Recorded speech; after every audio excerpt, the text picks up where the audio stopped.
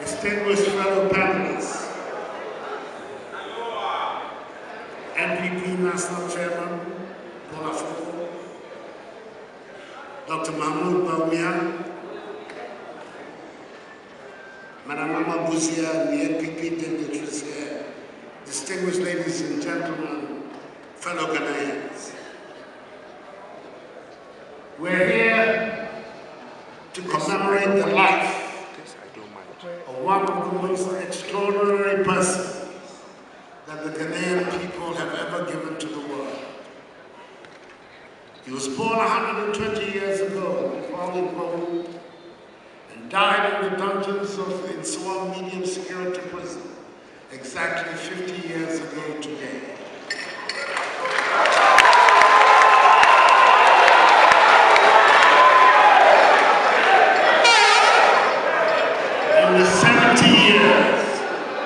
In the 70 years in between, he lived a life truly fulfilled, rich in output, pregnant with significance, and extensive in reach.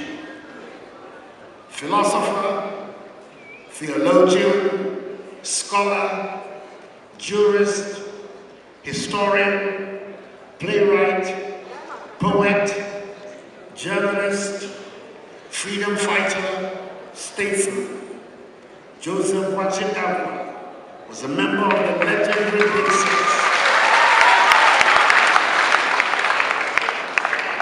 Together with Emmanuel Addo Akufo-Addo, Ebenezer Akwajem, William Furiata, and Kwame Nkrumah, who are acknowledged as the founding fathers of Ghana.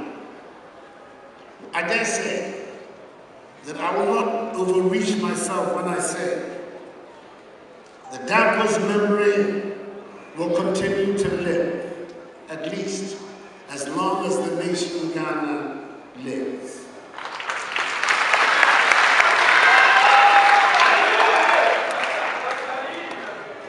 He gave our country its name Ghana after years of research into the history and traditions of the people of the Gold Coast.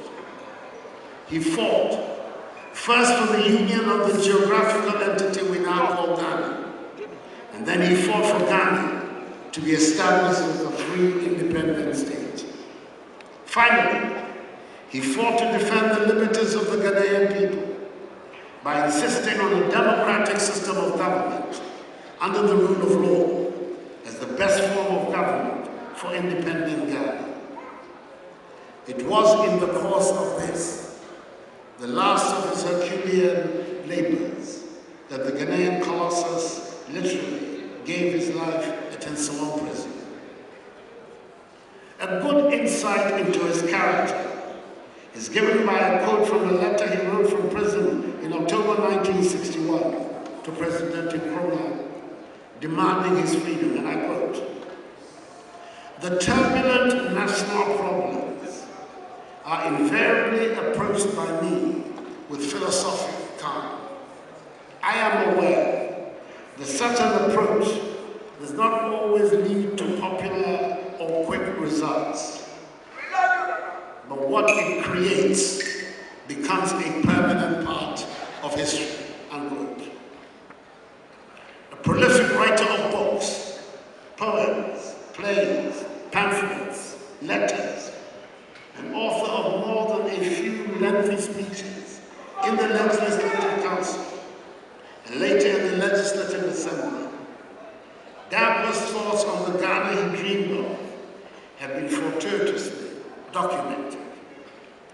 What comes through clearly his thoughts is that the Ghana of his dreams is still an unfinished agenda, a work in progress.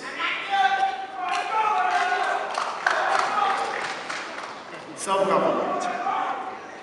In 1947, giving the keynote address at the launching in Sopo of Ghana's first political party, the United Gold Coast Convention, UGCC of blessed memory, on that fateful Saturday of 4th August, Dankwa articulated his strong belief that the people of the Gold Coast had the right to be free from British rule and imperialism. He stated, and I quote, "We have come to take a decision whether our country and people are any longer to tolerate a system of government under which those who are in control of government are not under the control of those who are governed," unquote.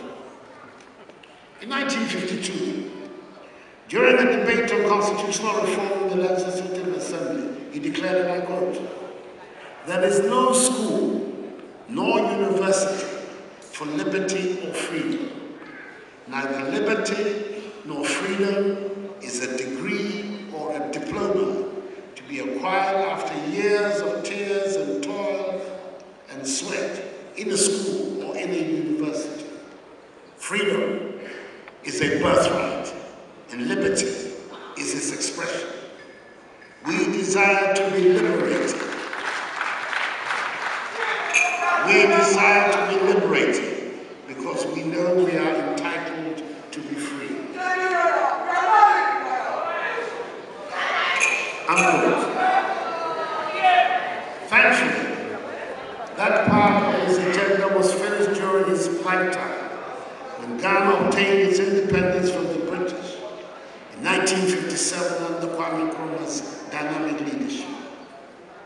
Rule of law.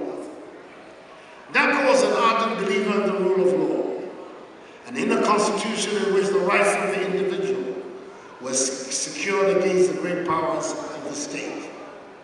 Today's Ghana is closer to what Ghana and the others envisaged: a free, democratic, multi-party state where the rule of law, respect for human rights, individual liberty, and the principles of democratic accountability are generally accepted as the basic principles by which the affairs of state should be organized.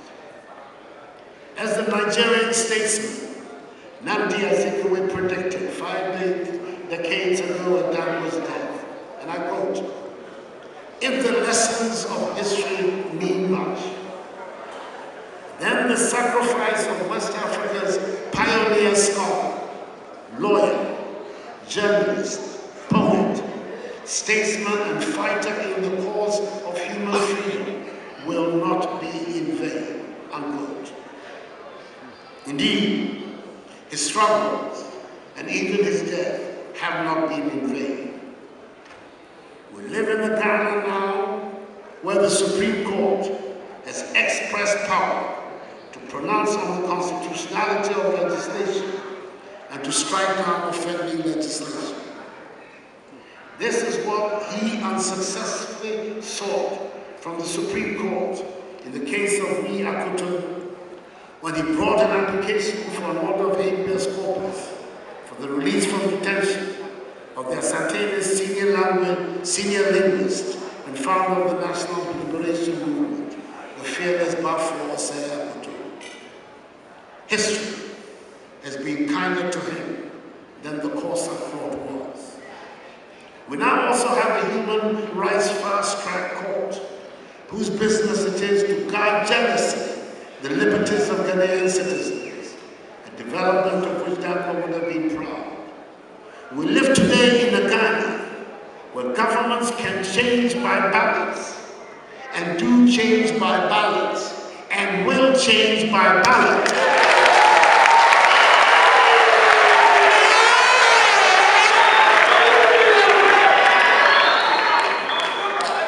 This is the political freedom for which the likes of Dankwa, Obetsebilante, Domo, Busia, Victor Usu, Wahine, and the others sacrificed. Development and freedom. In 1950, Dankwa stated, and I quote, "Our duty is to liberate the energies of the people for the growth of a property-owning democracy in this land, with the right to life and freedom and justice as the principles to which the government and laws of the land should be dedicated, in order specifically to enrich the lives, property, and liberty of each and every citizen." Unquote. This became the policy of the not just a rich and privileged few. Dankwa's vision was to build in Ghana a society where every Ghanaian was empowered with access to education, skills, and job opportunities to contribute fully to nation building and self-enhancement. This is why the policy of the NPP government from 2001 to 2009 was to clear the ground for the purpose of inviting every Ghanaian to climb the ladder of competitive achievement. We know that without many players, markets fail to deliver quality at the best price. And without everybody on board, our democratic ship risks sinking under its own tilted weight. This thinking is very much against what is being exhibited currently in Ghana, which permits a small class to have a near monopoly of the wealth of the country. A similar state of affairs in his day made Dankwa declare in 1950 in the Legislative Council about the colonial government, and I quote, "What we want is a government in touch with the very life of their people, the sorrows, their groans, their wants, their sufferings, and their grievances. Until we get that government, this country will forever continue to agitate and demand for a better life."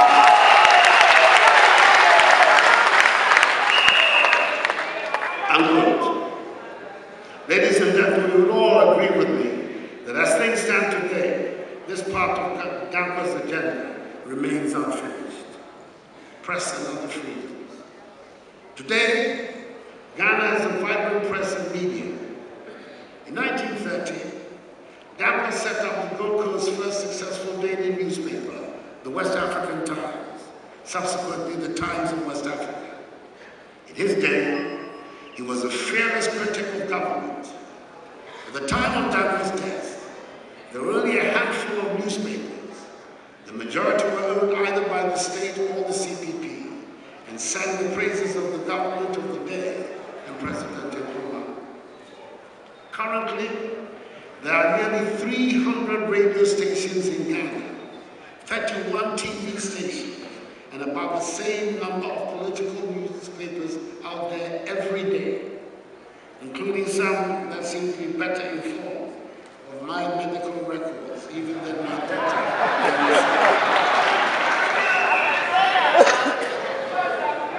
Dankwa believed in the freedom of the press and of the individual, and went to great lengths to defend these freedoms at a time when many did not think the ordinary people deserved such freedom. In a rejoinder to an article written by an Oxford professor in the Gold Coast Observer on September the 2nd, 1948, Dankwa stated, and I quote, "The people of the UK are happier than the people of this Ghana because of the former's opportunity to let off steam periodically in general elections. Give Ghana a constitution that affords the Ghanaian an opportunity to let off steam in an ordered, periodic manner." Unquote. Today, we have such a constitution which supports our freedom to vote out a government we consider bad and vote in a better alternative. I know there are still some who harbor the notion that governments will perform better if not encumbered with press and individual freedoms. Yet the freedoms we are enjoying cannot be blamed for the economic hardships that we are enduring. Ghana's economy did not shrink in 2014 because of the criticisms that the president and his team of economic managers suffered at the hands of the opposition, trade unions, religious groups, the media, or civil society as a whole. Our freedoms have nothing to do with a government that happens to be incompetent at governing. In fact, our freedoms must rather act as a check on the excesses of a poor government. It is therefore my submission that Ghana is now closer to the Ghana Dankwa fought and died for, a nation of freedom. But we are not there yet. God knows we are not there yet. This is just the beginning. And I say so as a patriot of incurable optimism. 60 years is but a short life, a short period in the life of a country.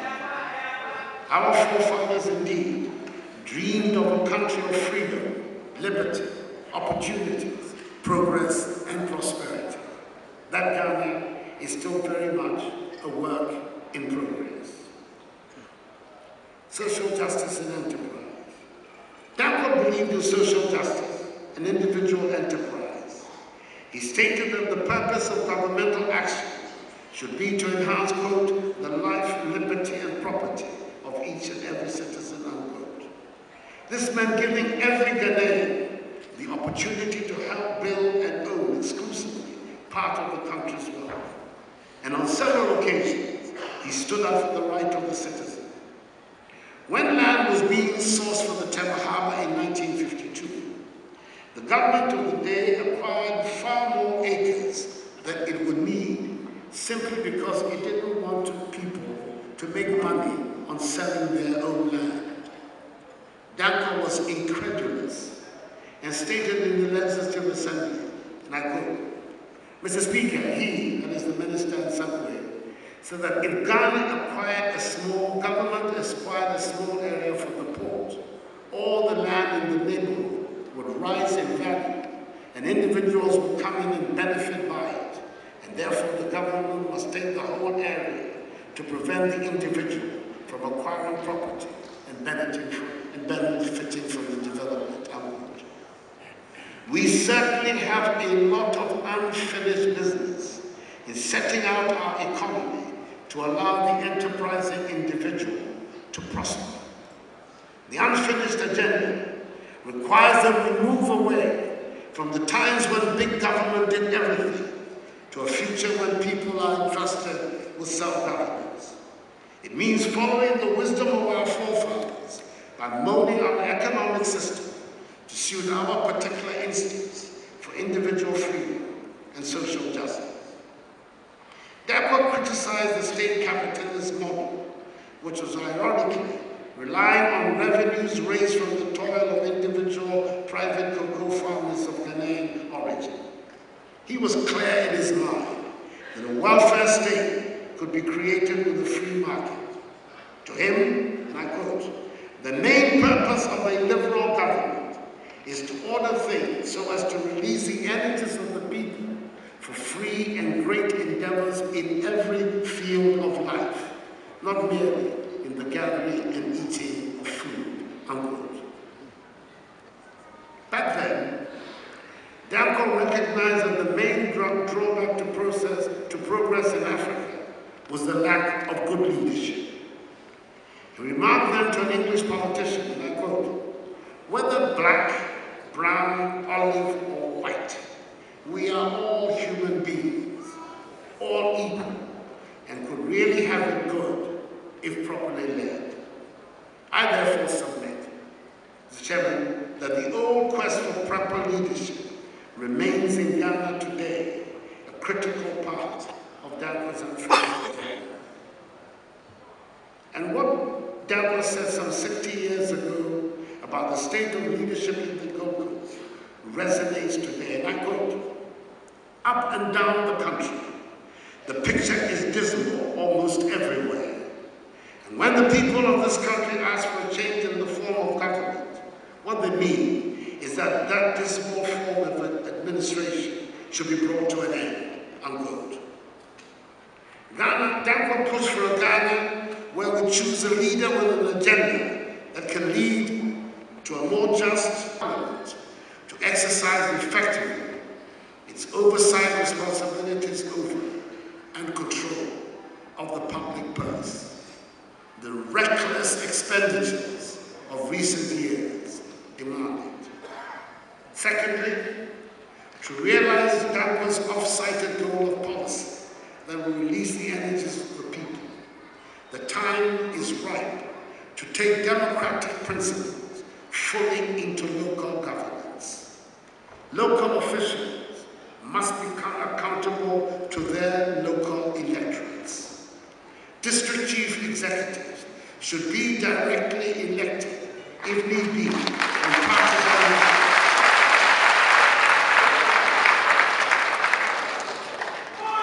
If need be, on partisan lines, just like members of parliament and the president. It will strengthen local self-confidence and initiative. As the presidential candidate of the NPP, I have been asked what the first priority of the Akufo-Addo government would be, and my answer was straight to the point. Bring back macroeconomic stability to the management of the national economy.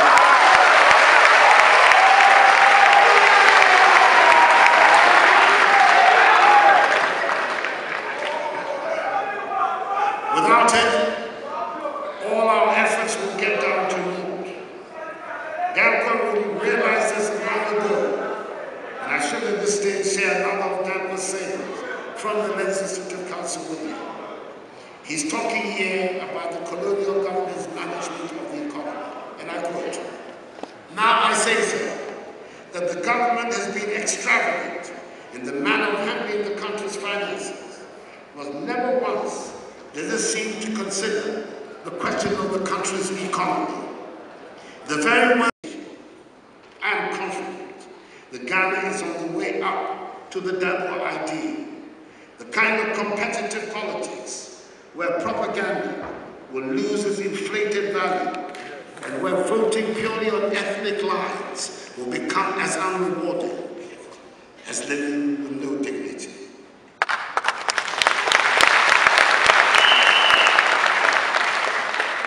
Corruption.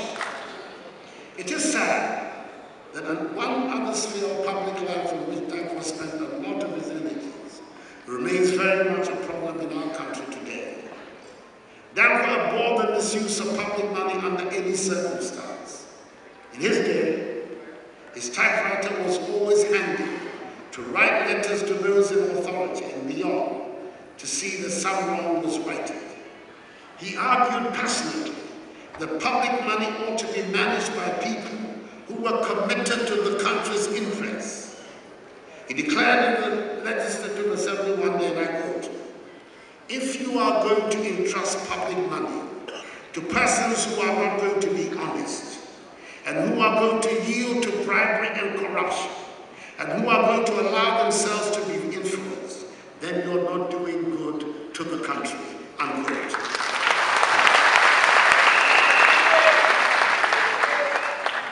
I wonder what he would have made of Wyoming, Jeddah, Suba, and Sada,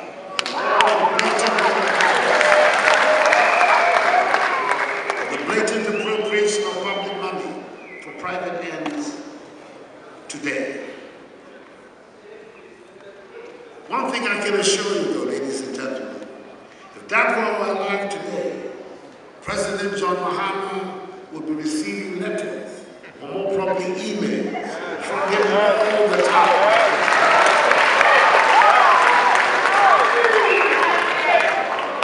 And so with the Minister of Finance on how the country's resources should be put to better use. As he wrote to Prime Minister Nkrumah on November 4, 1959, and I quote, "This country can only prove itself fit to govern itself if those primarily charged with that governance first set the supreme example of incorruptibility," unquote.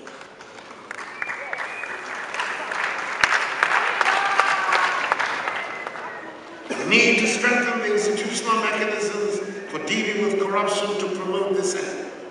Above all, we need the personal examples of our political leaders, especially the President of the Republic, to demonstrate that public service is exactly that, public service.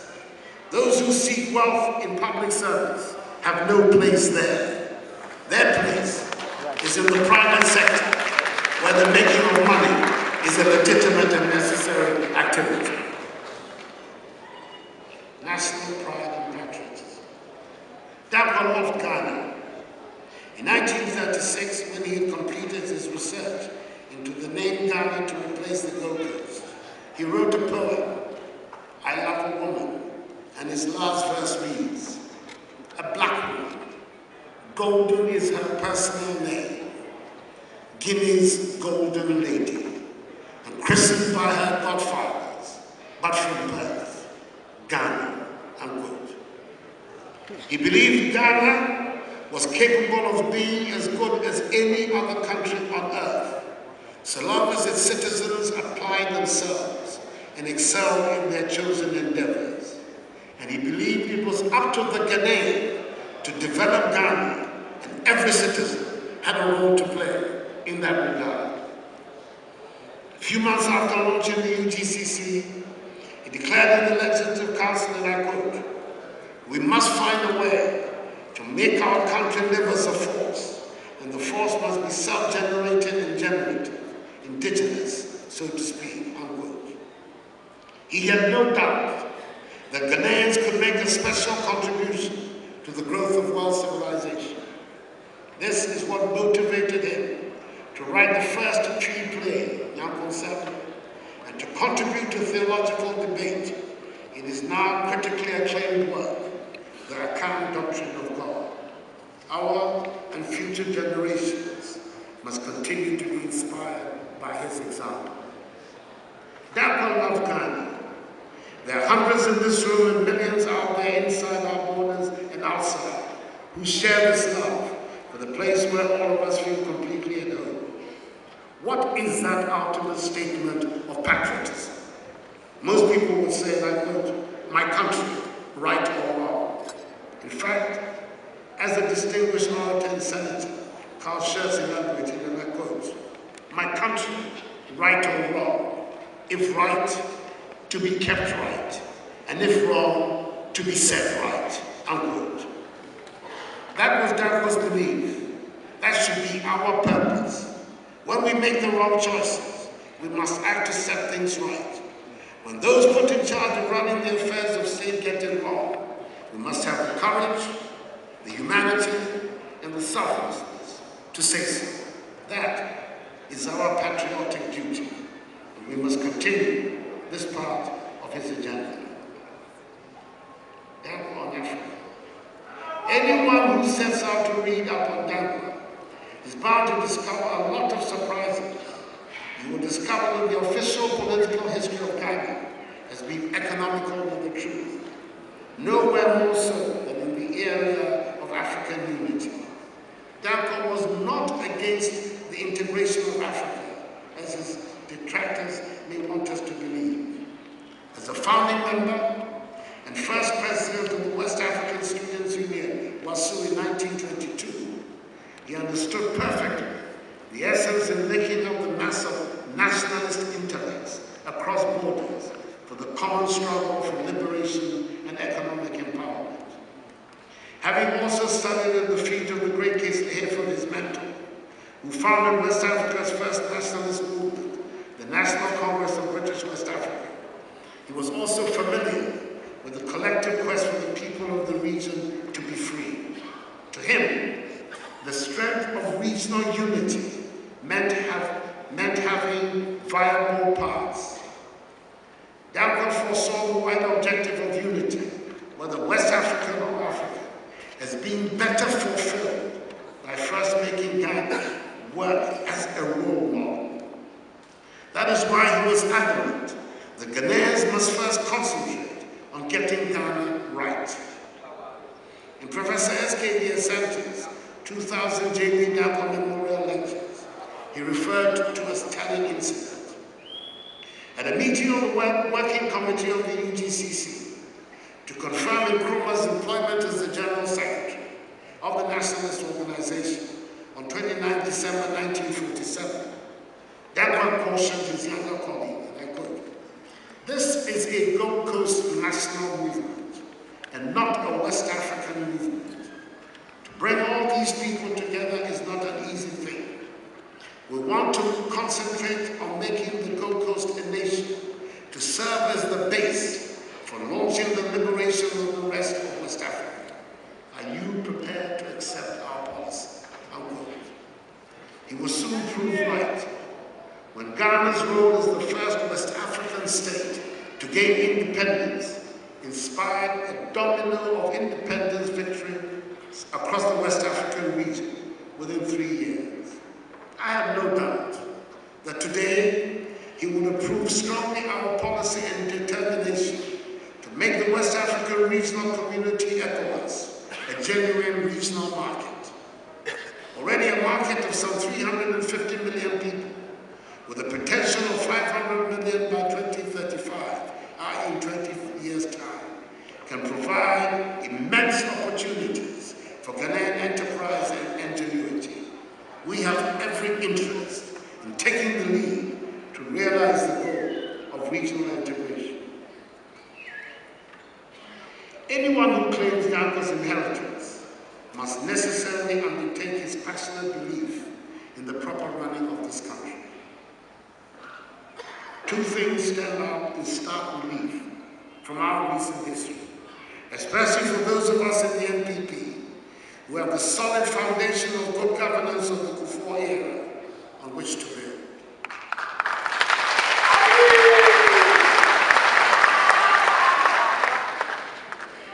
We have, as a matter of urgency, to address the balance of power in the one-sided relationship between the executive and the legislature. That is between the president saddled with suffocating national debt. And this at a time when the world price of crude oil has fallen drastically. And we all know what high fuel prices mean even to the Ghanaian. And we all know what high fuel prices mean even to the Ghanaian who does not own a car. Such is the situation. The £1 sterling, which was exchanging for 1.75 cedis in December 2008, is now fetching 5 cedis. Such is the situation that the price of kerosene, which was 3.15 cedis per gallon when the NPP handed over power in January 2009, is now 13.14 pesos per gallon today. We need to bring back confidence in the economy so that businesses and families can plan their budgets properly.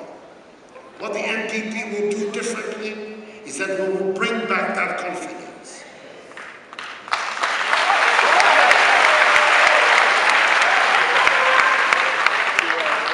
We will ensure fiscal discipline on how our taxpayers' monies are spent and ensure macroeconomic stability.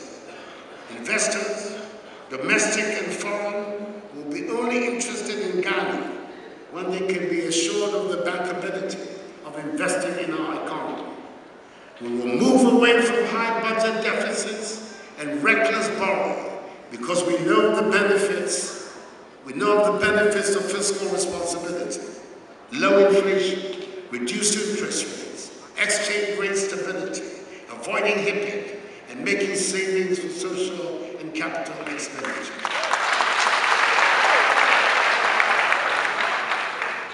Dankwa chastised the colonial government for its penchant of always looking to taxation as a means of raising revenue for the state. Quote, "This government has been very careless of the highest public interest. They do not seem to care who is to be taxed or who is not to be taxed, so long as the people pay the tax and the money flows in," unquote. Recent taxes on condoms and cutlasses come readily to mind.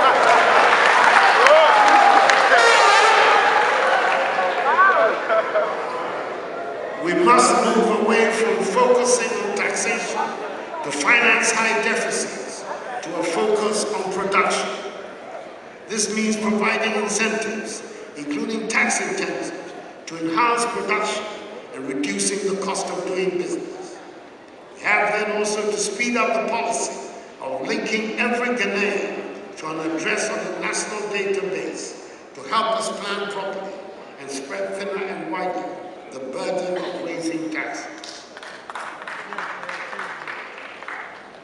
To say that Dankwa was way ahead of his time in his thinking and approach to life is to say the obvious. He saw the need for Ghana to build an economy that was self-reliant and to move away from being a primary producer. Here he is in a statement he made to the Legislative Council on roads and bridges in 1949. And I'm not sure how many of us today look at infrastructure in such a comprehensive manner. Quote, frankly, neither roads and bridges nor water supplies nor social welfare can be said to be wealth-producing in the sense that Adam Smith would speak of the wealth of a nation. No doubt, roads and bridges for transportation of goods are a means to the production of wealth.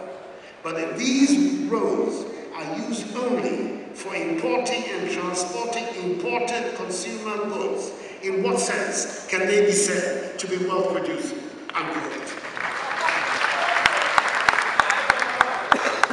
I was excited to discover that Dankwa had a dream before Nkrumah returned from his studies abroad of developing the Volta River Basin not only for light, water, and power, but also to exploit its vast mineral resources to benefit the people of Ghana. You have already been referred to the quote in the Legislative Council that he made on this matter by the chairman in his introductory remarks. What I'll add is that after the denial by the colonial government of the intention to do so, a few years later, Dankwa argued unsuccessfully against the Nkrumah government, negotiating a deal for the Volta Basin project that would not include the exploitation of Ghana's bauxite for the proposed aluminum smelting plant. We have a lot of work to do to exploit our mineral resources and add value to them. In much the same way, we will be following in Dankwa's path when we add value to our petrochemicals and bauxite resources. Adding value to these resources, manufacturing, i.e. making things, developing the appropriate skills of our population. These are the paths to our future prosperity and jobs for our youth. We have to travel downward, and to do so now, not to, and we can be felt in virtually all areas of our national life: constitutional, cultural, economic, intellectual, political, and religious. Several key institutions of our country owe their origin directly to his work: the Cocoa Marketing Board, the University of Ghana, Lagos, the Kwame Nkrumah University of Science and Technology, Kumasi, the Bank of Ghana, Ghana Commercial Bank, and Accra Sports Stadium, among others.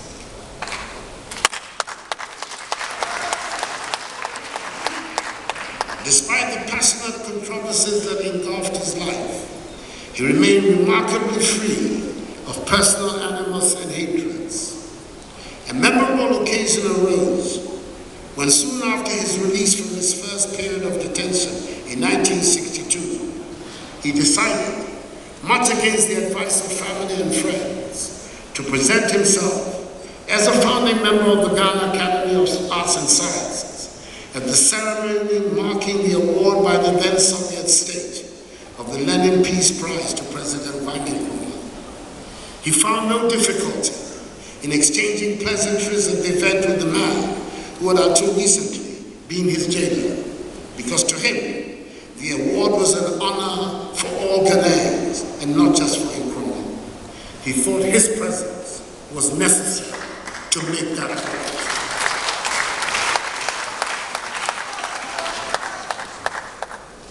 We need to take a cue from him. It is time that we moved on from the bitterness, understandable bitterness, that continues to fill the hearts of many who love his work and contribution because of the cruel circumstances of his death. Let me, on behalf of lovers of Dankwa, especially of his family of which I am proud to be one, use this occasion, which commemorates the 50th anniversary of his tragic death, to forego all feelings of bitterness and to say unreservedly to Kwame Nkrumah, his family and his supporters, that we forgive what took place on that fateful day.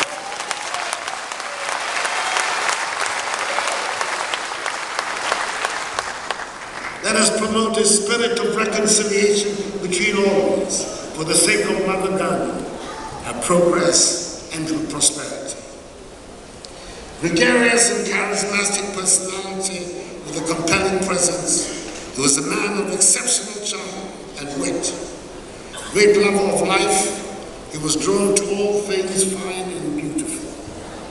Indeed, the women he married at different stages of his life, Mabel Dove, Comfort Carpet, and finally Elizabeth Vardy, were all hailed as amongst the great beauties of their age. That was him. Only the best was good enough. In a petition Dankwa sent to President Nkrumah a few weeks before his death in detention, he composed a poem, a song of glory, which befits the theme of this lecture, Dankwa the Unfinished Agenda. The verse reads, "Glorious garment, arise and shine, thy star and thy 8 regions stars, arise and shine, with God's guidance, to crown thy spheres of high command, with praise and sing, hurrah, hurrah, for Ghana's glory of the past. Today's challenge is greater still, and rise with energy to gain that glory," unquote. So it was that his beloved widow Elizabeth Dankwa made the following inscription on his tombstone: "Not lost, but gone before, and departed, leaves footprints on the sands of time." May God continue to bless you. Joseph Kwame Dankwa, your place in the Ghanaian pantheon is secure. The Ghanaian people whom you so loved will never forget you. Rest in perfect peace. God bless Ghana. God bless Africa.